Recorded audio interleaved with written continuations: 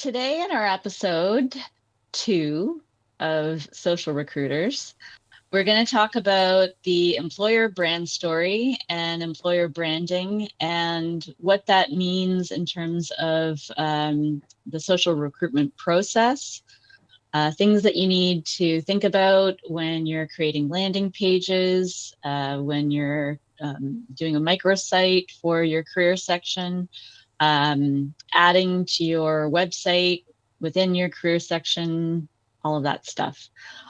So where I wanted to start was the audience. And the employer brand audience is a little different than just your regular audience of people that you're marketing to or communicating with. And that is the people that have worked for you in the past, who are currently working for you, and who you hope to attract to work for you in the future. So those 3 groups are key to employer brand. You have to be thinking about them always when you're creating content and you're looking at the design, what kind of stories you should be including, and how you're marketing to that audience. That audience is, in some cases, very vocal and perhaps passionate because they've either had a good experience with you, they may have had a bad experience with you, and unfortunately, the people with the bad experience tend to be more vocal than those with the good experience. So when you're looking at those brand pillars, which could be things like say work-life balance. That's one of the things that you're trying to promote within your business. If you're not completely transparent about how you make that happen within your organization, people might get put off because they joined your company thinking they would have this great work-life balance, but now they're working nights, they're working weekends, and they feel like maybe that brand story wasn't communicated very well to them and their expectations aren't being met. What would you say the easiest way to convey that message is for an employer? It's about being authentic within your communication. So if on the website you're talking about the work-life balance, you shouldn't just be saying, yeah, we have these great incentives, we have these hours, we do this, we do that, which is all positive. You can actually bring in, I wouldn't say negative, but tell them that there will be times where you will have to work late because there are busy periods, and it's not always going to be a 9 to 5 job. Yeah, So, but yeah, but you can also counter that with, we try and make it as fun as possible. We have a real, team feel. We, order great food. We, do different things for our people that maybe other companies don't. So, you can balance those things that people might go, oh, working late, I don't want to do that because, I got burnt out at my last job because I was working crazy hours. But you have to be transparent. Like if the job requires certain things that people maybe will not be excited about, you have to communicate that in a way that is going to be transparent. So transparency is key. And what would you say an agency would go about brand stories for their clients, or do you think that that's something that the client themselves, the employer themselves, is responsible for? It's definitely a group effort. So, you as a client can do your own brand story. And if you have a team that's big enough to take that on, and you have the expertise in house, then you can do that. But if you don't have the expertise in house, you don't have writers, you don't have people that have experience in creating a brand story, then when you work with an agency, you want to make sure that it's a real partnership, that you are the subject matter expert, because obviously you know all about what's going on within your organization, but you work with that outside resource to ensure that they are on the same page. You give them all of the assets that they need to create that story. You have conversations with them. You introduce them to people that they need to speak with. Maybe they need to do some interviews with your current staff. They need to meet with senior management to understand what your challenges are internally, or what's going well within your organization. But it's a real partnership. That's the partnership is key. And do you think an employee has some responsibility to get that if they think that maybe that brand story is not being delivered from the company, that maybe they should prompt it to be a part of the website, or a little bit more prominent in the actual process of employment, post employment? Yeah, I mean, I think that there needs to be way more communication between employer employee than what's happening currently, because I feel like that's part of the big disconnect of why there's that whole quiet quitting, and Mm. people just checking out of their jobs because they feel like they're not valued.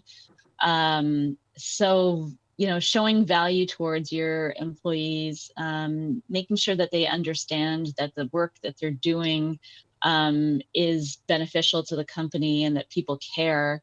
That's obviously, a Yeah. big attraction for potential new employees and to retain existing employees. Yeah, I think that's a So, big thing that we've seen in some of the campaigns that we've run in the past. It's very easy for an employee to get sidetracked and to become disconnected, and to start looking elsewhere, or even to just, as you say, quite quit and not be a part of a team. Um, Especially, and in some cases, you think that, well, you guys have actually got a pretty good job here. It's maybe the communication that seems to be the breakdown that you touched on. Is it the employer that you think, the onus is on the employer more so than the agency, or do you think maybe the agency can, if even from our point of view, if we can see it happening, we're going to let you know. We're going to let you know oh, that there's absolutely. there's Like a lot yeah, of communication. I remember several campaigns that we worked on in the past doing employer ads, and we've had people that have commented on social media, Yeah. and it hasn't been great. Like in some cases it's been good, in some cases it's been bad. And when that whole social media strategy in general needs to take that into consideration, because do you silence those people, or do you let them have a voice? Do you address their concerns within the post where they're going off about, how they had a bad experience with your company? Or do you pleasantly, reach out to them and ask to have a conversation offline? Because I think at the end of the day, those people just want to be heard, Yeah. because obviously they feel like they weren't while they were working there.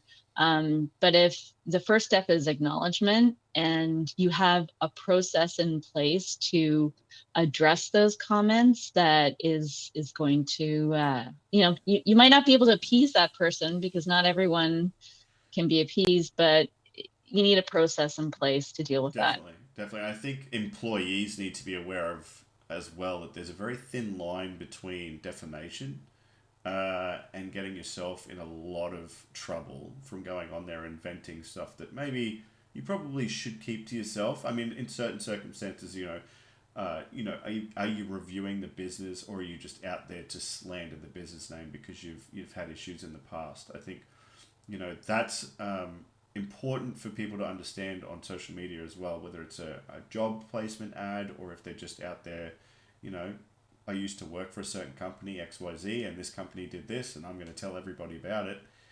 That can do more damage to your reputation than it can for the business reputation, especially if there are other employers that see you commenting that, and you're a part of their process as well. So social media definitely has its benefits, but when it comes to the brand story, I think everybody's responsible in a certain regard to how uh, the day to day experiences for a part of that business take place, and how people enjoy their work.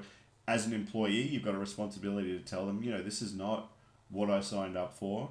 As an employer, they need to communicate with their staff if there's expectations of them to work longer hours, or to overcome certain challenges.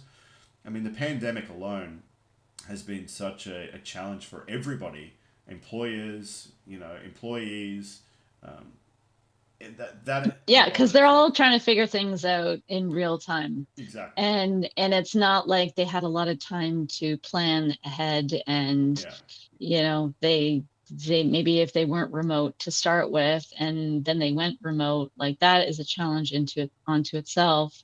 But yeah, you're right, because employees do have a part in the brand story. They're actually like the biggest part of an employee brand story, Definitely. because those if you have employees in-house that are going out and saying, this company that I work for is so amazing because I feel like I'm treated with respect, and these are the things that they do to make me feel that way. I listened to a podcast the other day where there was a marketing manager from a company who started talking about how, and it had nothing to do about employer brand stories or anything like that, but just mentioned that her employer really went out of their way to um, hire diverse candidates and welcome people, make them feel like everyone was welcome. Mm. And they had certain like specific things within the onboarding process that backed that up. It wasn't just all talk. Like Yeah. they actually had a process in place. So if you have an employee that's going on a podcast and is telling people that this is a great place to work, Mm. I mean, that in itself is marketing. Oh yeah, 100%. Yeah. Yeah. You can't pay. You So can't pay for that kind of promotion. And I think a lot of employers forget that your employees are your best asset, not just from a work standpoint, but from word of mouth. I mean, if somebody really enjoys their job and they're happy in what they're doing, there were studies, I think early before the pandemic, 2018, 2019, talking about employee happiness, saying that people would work for $10,000 to $15,000 less a year if it's an environment that they're happy in. I mean, yeah. employers have to understand that, and realize that for what it is. Happiness has a place. You can be more productive. It can be a more productive work environment if people are happy. There are limitations to what what people can be expected to deliver as an employer as well.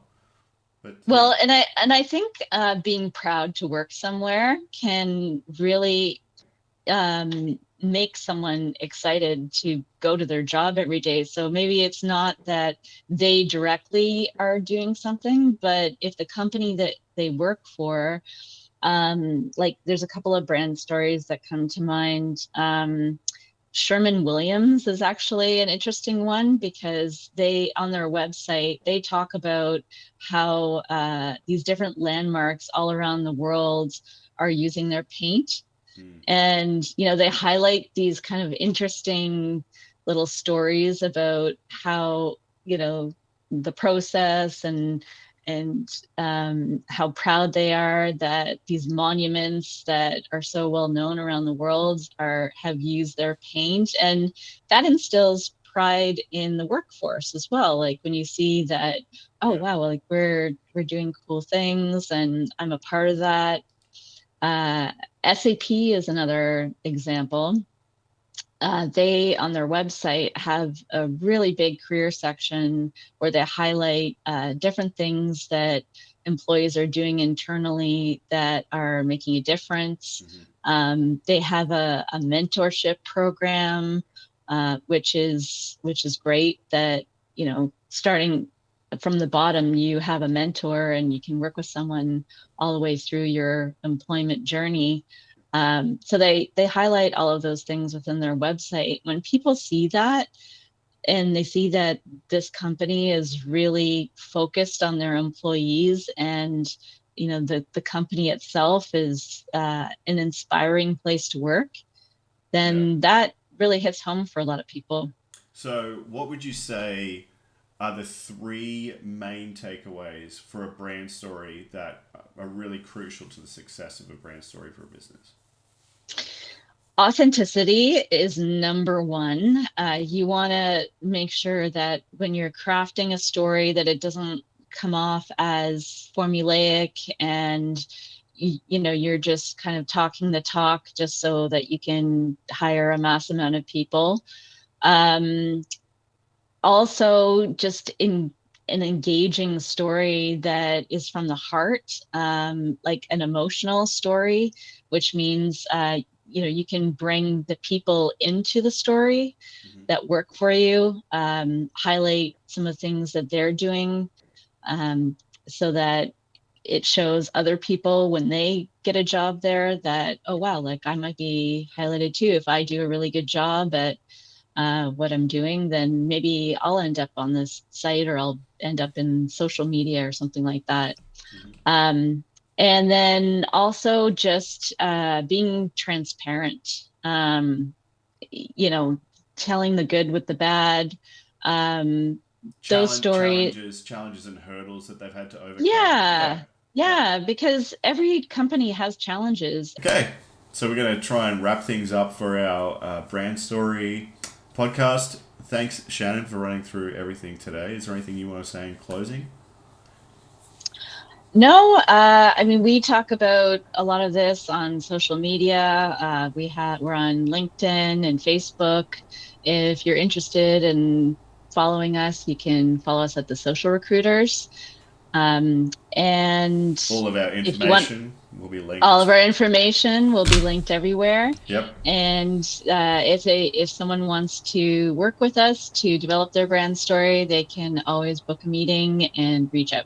Yep, definitely. Any Q&A, if you have any questions, we're more than happy to reply to emails or messages. We have a team that can get back to you as soon as possible. So we'll forward to seeing you in the next one.